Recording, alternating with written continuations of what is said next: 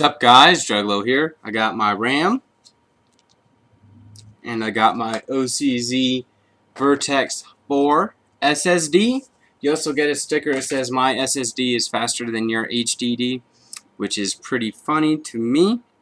Installing the RAM is pretty easy. You just have to hold it at an angle a little bit, and then you're going to have to push down and then go lock into place. So I already have one memory slot installed, as you can tell right here. And then for the second one, it was giving me some trouble, so hopefully I'm able to do this in one shot. But I need to flip this around, and you're going to line up like so, and then you're going to push all the way down, and then you're going to push down like that, and then it should lock into place. There we go. So we got it locked into place, and it looks like it's making contact, so we're good to go. Alright, next up we're going to go ahead and install our hard drive, which is on this end right here. This is going to be a really easy process, so hopefully it doesn't take that long.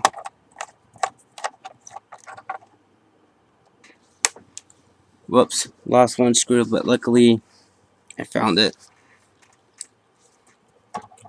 And then this whole bracket right here is just going to come off pretty easily.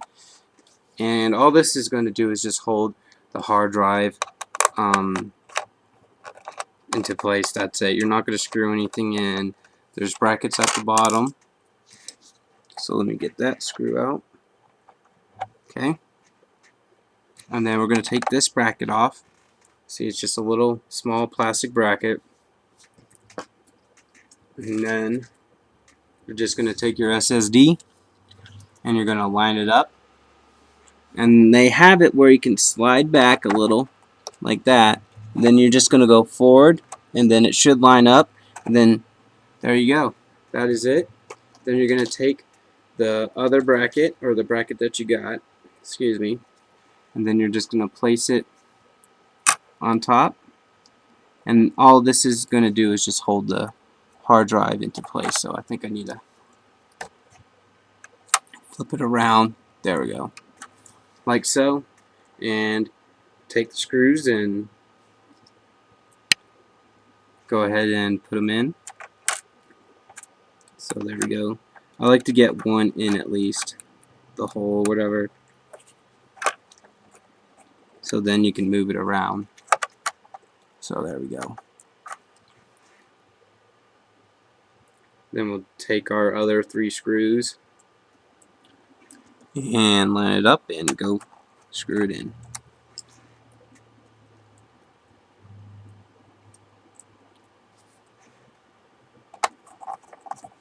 Okay.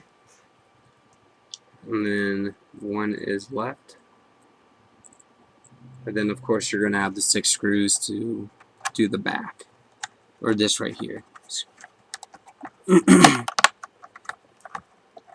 Okay. Make sure it's nice and tight. Then I'm going to do a crisscross pattern. Make sure everything's good to go.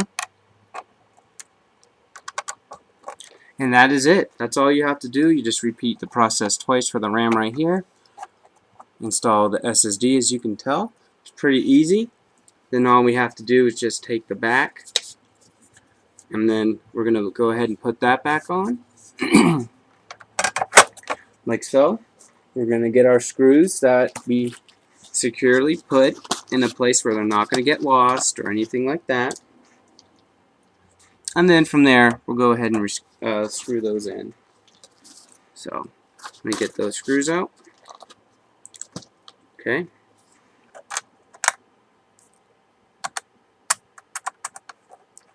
And then let me go ahead and back out so you guys can see what I'm doing.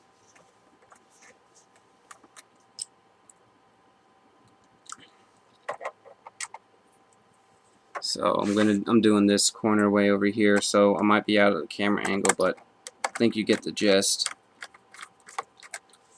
So that's it, and then from there you're gonna boot up, and then if you're using an SSD, you want to make sure your ACHI mode is enabled first before you start installing Windows onto it,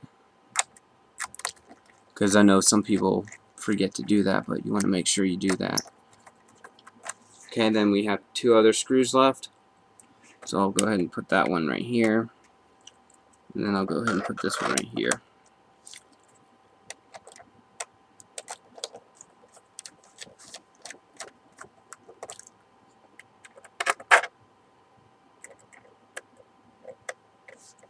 Then sometimes you might need to hold the screw to stabilize it. There we go. Then go ahead and crisscross pattern around. Make sure all the screws are tightened up. Do this one. Do this one. And then, for you guys wondering, this right here, this rectangle, or I should say hexagon, this goes on the back of the monitor, and then you can use this to mount this on the back of your monitor too, if you really want to do that. But that's how you do it. Hopefully I'll have this all set up before my wife comes home. She'll be like, oh yeah, you're awesome. And then, yeah. So on the back again, it's going to have a DVI port, an HDMI port, and it will have a VGA, or I should say DVI to VGA adapter if you don't have that, and it has an optical port too. So I'm going to go ahead and test this out and set it up, and I'll show you what it looks like and how it operates. Comment, subscribe, rate this video, click that like button. You guys have a great day.